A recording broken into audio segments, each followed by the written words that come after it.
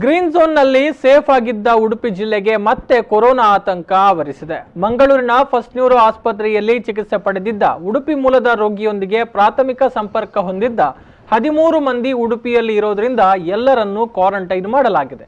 ಇದೀಗ ಈ 13 ಮಂದಿಯಲ್ಲಿ 2 ವರದಿ ನೆಗೆಟಿವ್ ಬಂದಿದ್ದು, ಇನ್ನು ಉಳಿದ 11 ಮಂದಿಯ ವರದಿಗಾಗಿ ಆರೋಗ್ಯಾಧಿಕಾರಿಗಳು ವೇಟ್ ಮಾಡ್ತಾ ಇದ್ದಾರೆ.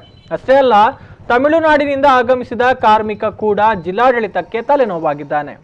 ಕಾರ್ಕಳಕ್ಕೆ ಸಿಮೆಂಟ್ ಸಾಗಾಟ ಮಾಡಿಕೊಂಡು ಬಂದಿದ್ದ ತಮಿಳುನಾಡು ಮೂಲದ ಕಾರ್ಮಿಕನಿಗೆ ಕೊರೋನಾ ಪಾಸಿಟಿವ್ ಇರೋದು ದೃಢ ಆಗಿದ್ದು, ಈ ಕಾರ್ಮಿಕನ ಸಂಪರ್ಕಕ್ಕೆ ಬಂದಿದ್ದ ಕಾರ್ಕಳದ 3 ಕಾರ್ಮಿಕರನ್ನ ಹಾಗೂ ಸ್ಥಳದಲ್ಲಿದ್ದಂತಹ ವಲಸೆ ಕಾರ್ಮಿಕ ಸೇರಿ ಒಟ್ಟು 4 ಕಾರ್ಮಿಕರನ್ನ ಕ್ವಾರಂಟೈನ್ಗೆ ಒಳಪಡಿಸಲಾಗಿದೆ.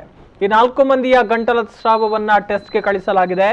ಈ ತಮಿಳುನಾಡಿನ ಸೋಂಕಿತ ಕಾರ್ಕಳ ನಗರದಲ್ಲಿ ಸಿಮೆಂಟ್ ಇಳಿಸಿ ತಮಿಳುನಾಡಿಗೆ ತೆರಳಿದ್ದ ಅಂತ ಆರೋಗ್ಯ ಇಲಾಖೆ ಮಾಹಿತಿ ನೀಡಿದೆ.